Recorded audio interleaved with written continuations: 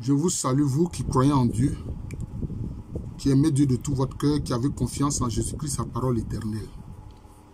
Alors, à travers les siècles, au plan spirituel, on a vu que les êtres humains donnaient beaucoup d'importance au lieu où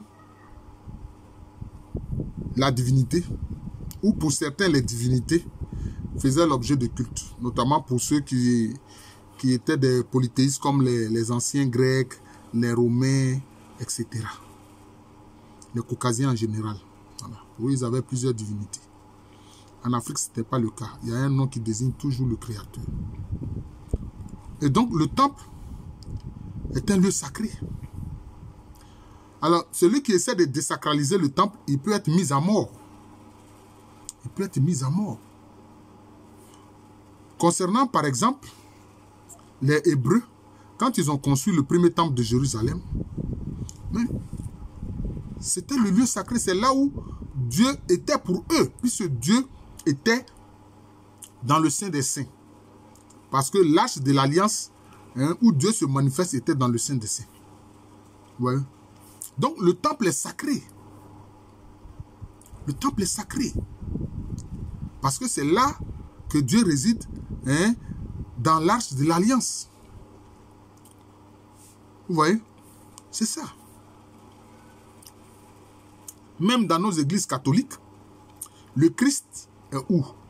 Il est dans le tabernacle, dans le très saint sacrement de l'autel. C'est cela.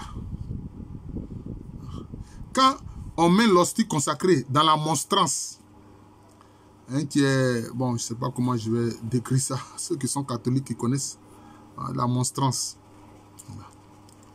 Voilà, c'est un objet circulaire avec... et on met à l'intérieur l'hostie et puis le prêtre tient cela et puis alors on dit Jésus se glorifie au milieu de son peuple. Le prêtre tient cela et puis il se promène avec dans l'église. C'est ça la monstrance. Jésus-Christ réside. Jésus-Christ réside dans le très saint sacrement de l'autel, il réside dans le tabernacle. Dieu est présent là, en Jésus-Christ, par Jésus-Christ, avec Jésus-Christ.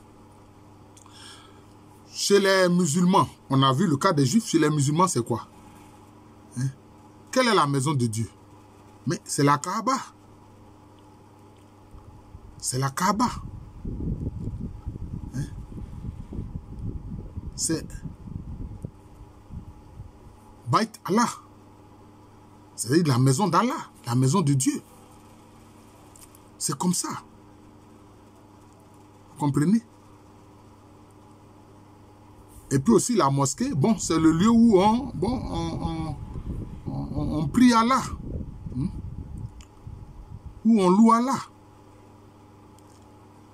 Mais spécifiquement, c'est vrai, la mosquée, c'est le lieu où on prie Allah, mais dans, je peux dire, la vision musulmane, la véritable maison d'Allah, c'est la Kaaba qui est à la Mecque, où on fait le tawaf, c'est-à-dire la circonvolution, où on tourne 7 fois autour de la maison d'Allah, qui est la Kaaba. C'est la maison de Dieu. Mais moi, je pose une question. Que vaut le temple si des hommes n'y vont pas? Parce que quand Dieu se révèle, notamment dans le cheminement, on le voit dans le cheminement d'Abraham, dans le cheminement de Moïse, etc. Dieu dit que lui, il n'habite pas des maisons faites des mains d'hommes. Des mains de ces créatures, il n'habite pas ces maisons-là, non. Vous voyez? Mais, par bonté, et même par abaissement et par humilité, il accepte que le temple que les gens ont bâti, que les Hébreux ont bâti à Jérusalem, qu'il accepte que c'est sa maison. Oui. Il accepte que l'église là, où il y a le tabernacle là, que c'est sa maison. Mais dans les faits,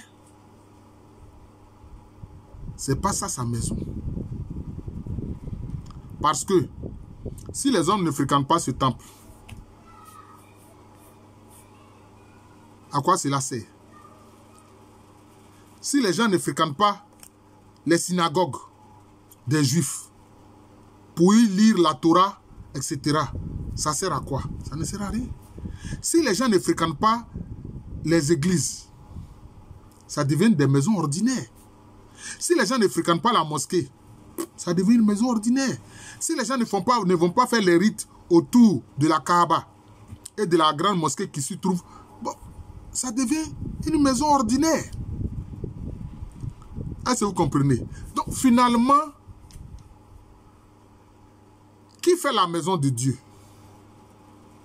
Vous constatez bien avec moi que c'est l'être humain qui fait la maison de Dieu.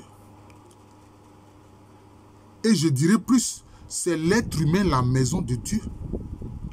Parce que c'est lui qui se rend dans ces maisons-là de briques ou de n'importe quel objet de construction. Et puis c'est lui qui y va pour prier. C'est lui qui y va pour rendre culte à Dieu. Voilà.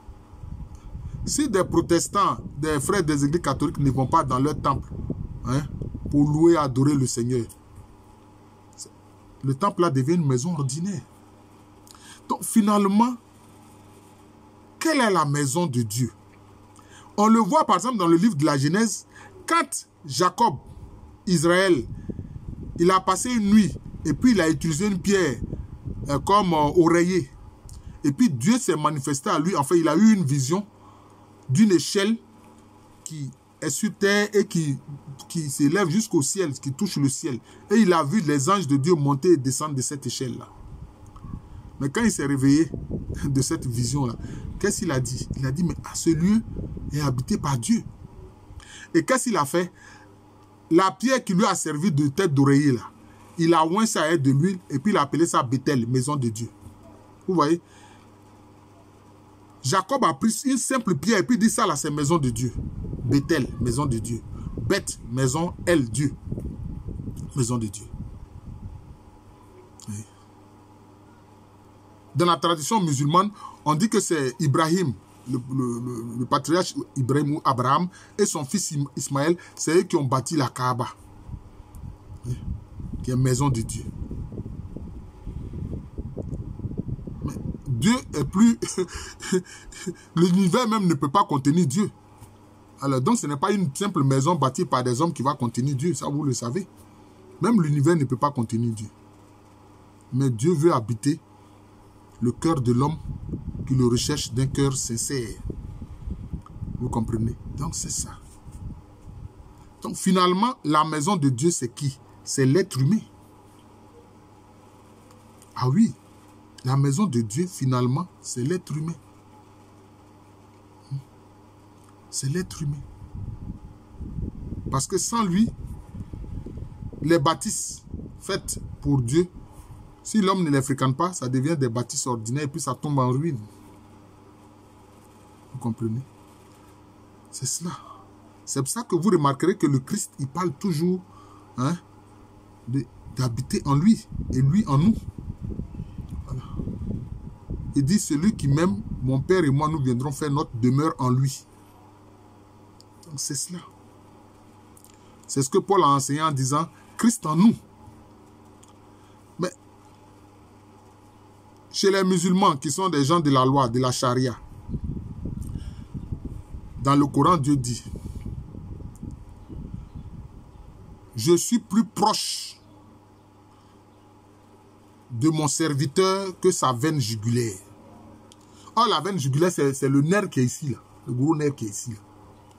La grosse veine qui est ici, là, au niveau du cou, là.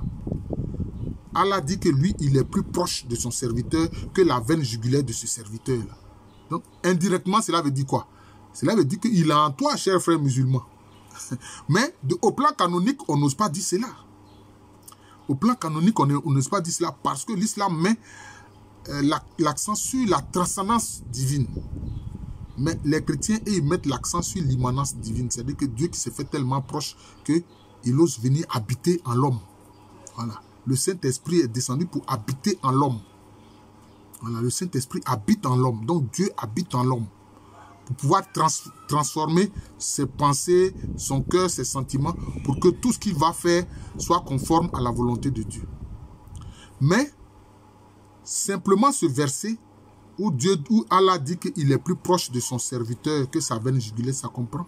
Ça permet de comprendre l'expression de Dieu en nous ou bien Christ en nous, comme l'a enseigné Paul.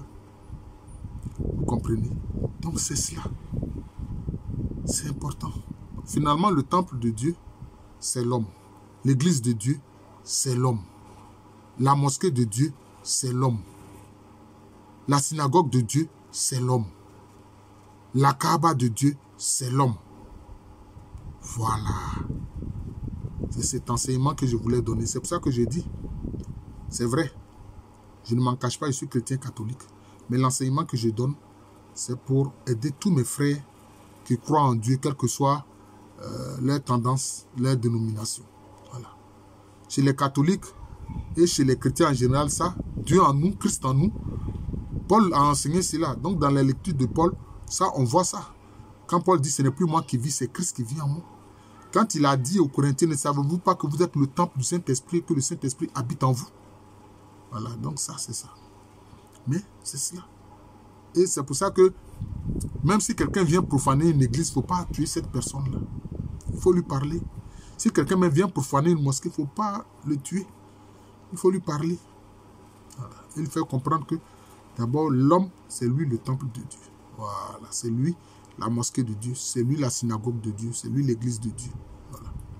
Donc je vous remercie, je suis le frère Jean de l'amour de Jésus, c'est mon nom spirituel, c'est aussi le nom de cette chaîne YouTube de moi. Et à l'état civil, je suis le professeur Alou Kwame René. Merci encore et bon après-midi à tous.